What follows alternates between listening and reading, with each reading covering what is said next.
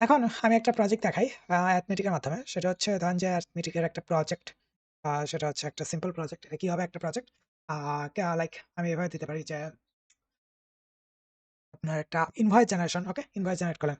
ধরেন যে আমার কি আছে? আমার কার্ট আছে। কার্টের ভিতর যে লাইক আমি তো সবকিছু এভাবে লাইক ফুল কার্ট ম্যানেজমেন্ট এটা এখন দেখাবো না। ধরেন যে আমি একটি ডামি ডাটা নিচ্ছি। প্রাইস ধরেন যে আমার কত আছে? একটা প্রোডাক্টের প্রাইস আছে কি? ধরেন যে ৳১০০ একটা প্রোডাক্টের প্রাইস। তারপরে হচ্ছে আমার কোয়ান্টিটি। ধরেন যে আমি এই প্রোডাক্টটা কয়টা কিনছি? কোয়ান্টিটি হচ্ছে ৫ টা। ওকে? ৫ টা কিনলাম। অ্যান্ড ধরেন যে আমি ট্যাক্স রেট দিয়ে দিলাম। ওকে? Tax rate. ওকে?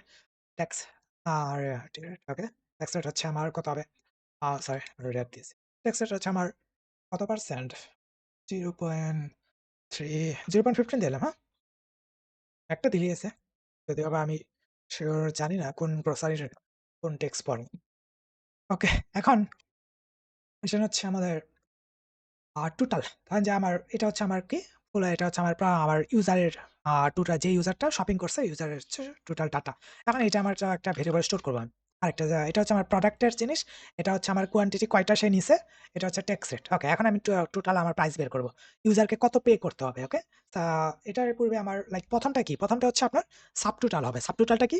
সাবটোটালটা ই-কমার্স ওয়েবসাইটে আপনি দেখবেন যে সাবটোটাল থাকে। সাবটোটালটা হচ্ছে আপনার প্রোডাক্টের প্রাইস কোয়ান্টিটি মাল্টিপ্লাই হয় অ্যান্ড টোটালটা হচ্ছে আপনি ট্যাক্স রেটের সাথে আপনি মাল্টিপ্লাই করে দেন। ওকে? তো ১ম এ আমি সাবটোটাল বের করি। সাবটোটাল হচ্ছে আপনার আ প্রাইস মিনস কয়টা বাই করছে।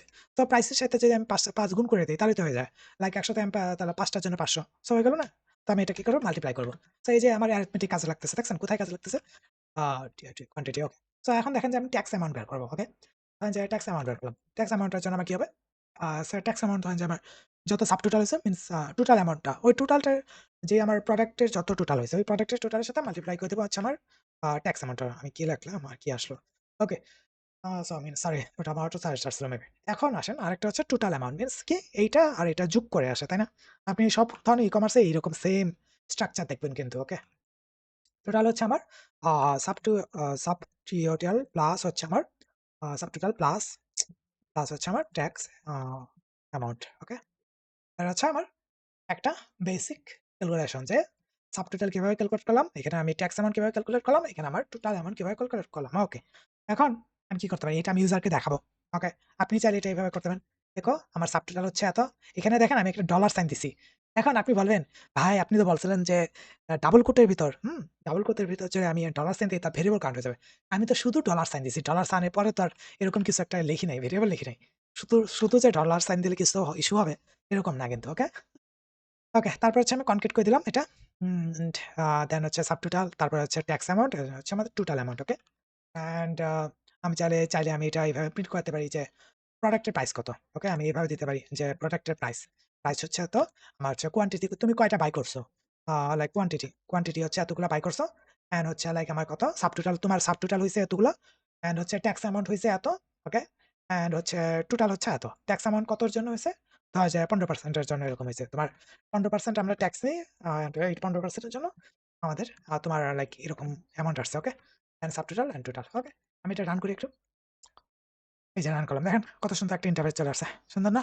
এখন আপনি চাইলে এটা সিম্পল ব্রাউজারে রান করাতে পারেন। এই যে রাইট ক্লিক করেন। রাইট ক্লিক করে আপনি কি করবেন? এই যে সার্ভ করবেন অথবা আপনি কি করতে পারেন? ওই যে আপনার জ্যাম্পের যে অ্যাপাচি সার্ভার ওইটা এনেবল করে নিতে পারেন। ওকে? এটা আমি সার্ভ প্রজেক্ট করি একটু। সার্ভ প্রজেক্ট তো করলাম বাট সার্ভ হচ্ছে না। ওকে, সার্ভার ইজ অলরেডি রানিং ছিল। এই যে আমার চলে আসলো। হুম? কিন্তু এখানে একটা জিনিস খেয়াল করেন, এখানে কিন্তু ব্রাউজারে কিন্তু আমি এরকম সিমিলার লাইন দেখতে পাচ্ছি না, যেটা আমি এখানে দেখতে পাচ্ছিলাম, তাই না? কারণ হচ্ছে এখানে আমি স্ল্যাশ এন দিছি। এই যে নিউ লাইন এটা হচ্ছে টার্মিনালে লাইক কাজ করে। কিন্তু এই যে আমার ব্রাউজারে কিন্তু HTML এর রেন্ডার হয়। ওকে?